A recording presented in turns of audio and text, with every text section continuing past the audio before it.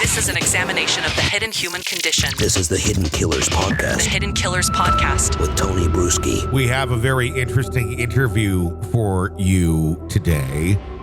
You've, of course, heard the name Cousin Eddie, and I'm not talking about Christmas Vacation. We're talking about, of course, Cousin Eddie in the twisted tale of Alex Murdaugh, Curtis Eddie Smith.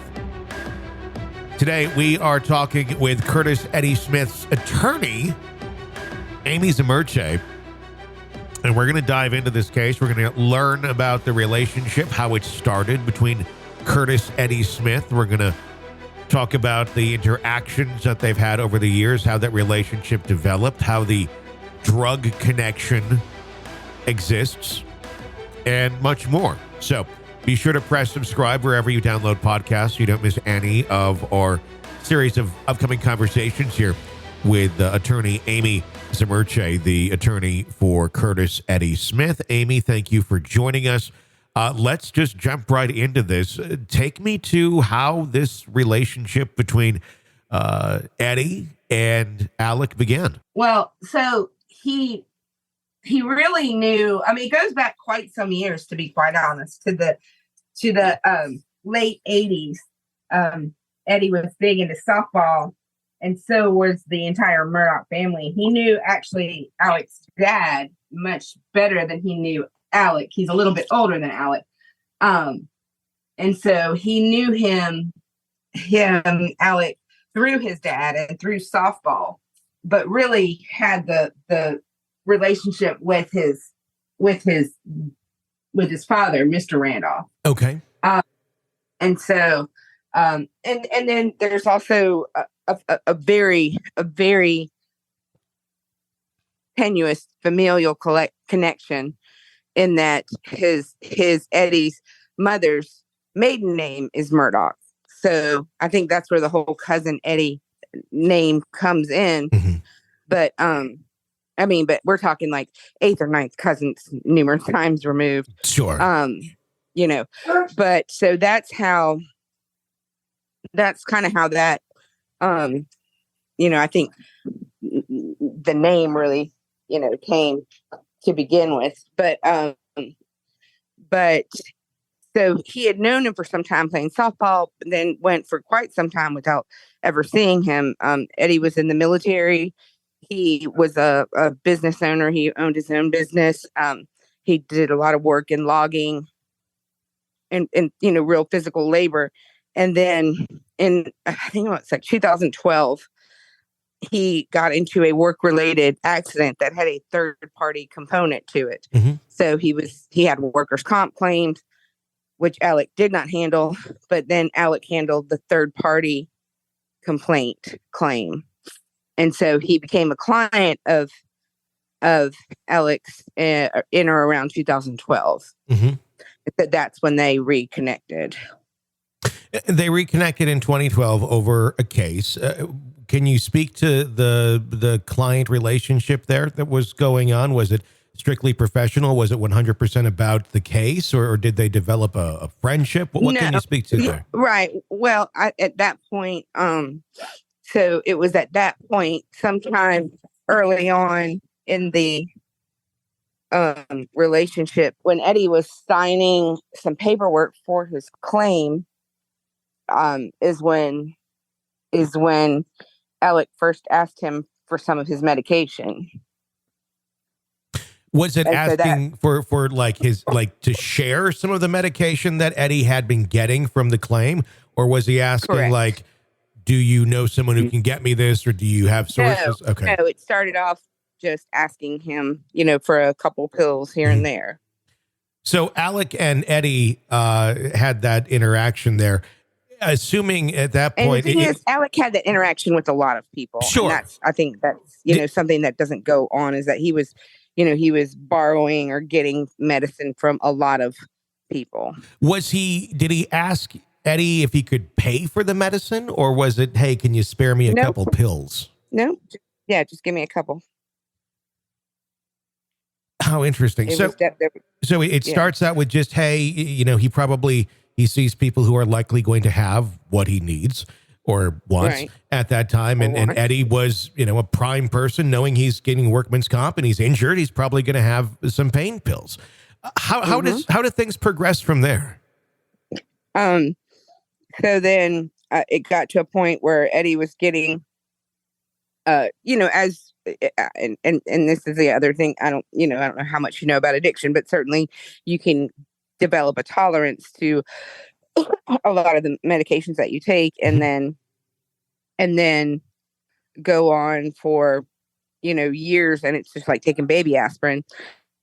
So Eddie was getting a lot of treatment during this time, and he was getting spine stimulators in his back, and different kinds of treatments, which took away the necessity for him to require all that just oxy medication. Mm-hmm. And so when he wasn't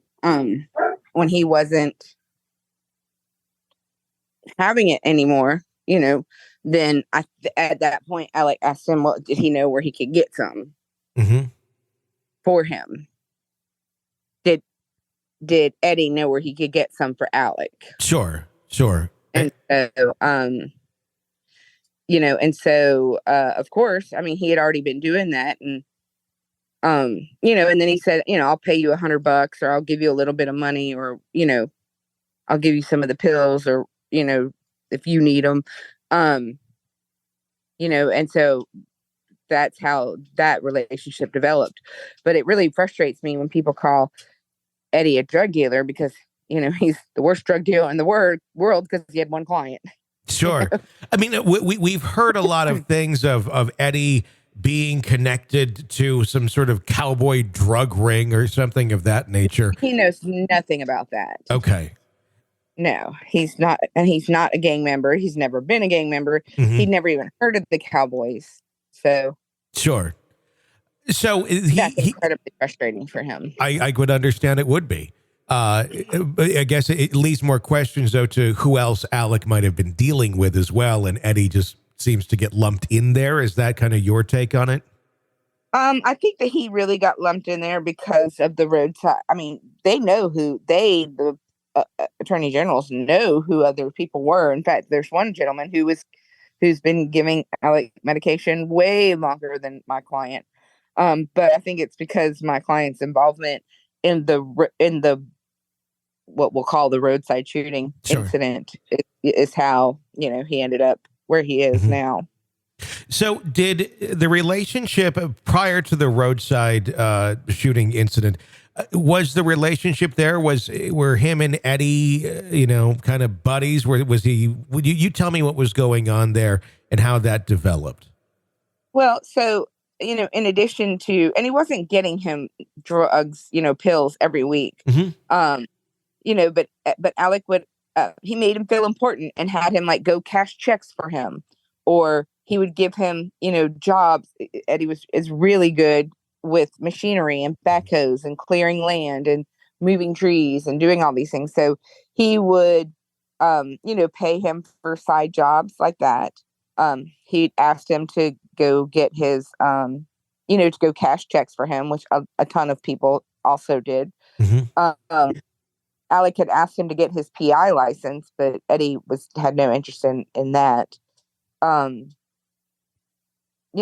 I mean, and sure, he has the benefit of going around town, knowing that one of the most important people in town knows who you are, will say hello to you, and treat you with respect. And that goes a long way. Sure. It would give him, a little one up if he needed it.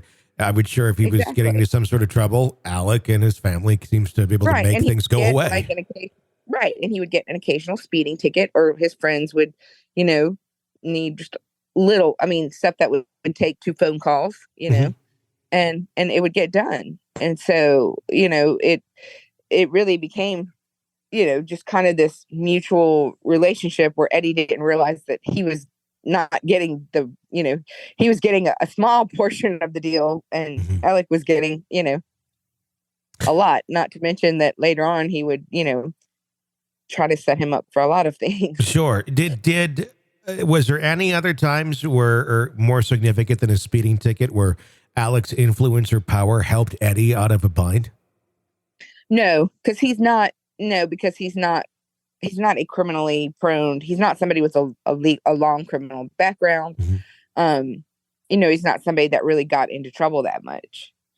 But it's still nice to be able to know that person, is there if you ever needed it. Sure. What kind of checks was Eddie cashing for Alec? Just, checks that he would write out to Curtis Edward Smith or C.E. Smith. And Eddie would just take them to the bank and cash them, bring back the money. And, Alec would give him $100 out of it or something like that. Those were the checks that he was cashing. So, I mean, was that like a money laundering type thing that was going on there where it was going into someone else's name, Eddie's specifically, and then Alec ends up getting the money and then, right. Okay. Yeah. And Eddie even asked Alec, is this what, this doesn't feel right. And Alec, like, no, it's all, I do this with a lot of people, which he did.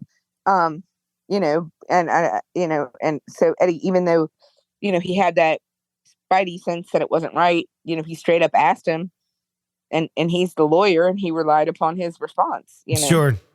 Yeah, I mean, if you're talking to the one of the head lawyers in the area and right. that would be the person you'd ask that question to, like, am I doing something illegal? Right, and he relied upon that. This is an examination of the hidden human condition. This is the Hidden Killers Podcast With Tony Bruschi. There's more to come in our conversation with Amy. Be sure to press subscribe so you don't miss any of that here on the feed. My name is Tony Bruschi. You can follow me on Twitter at TonyBPod. Stay with us.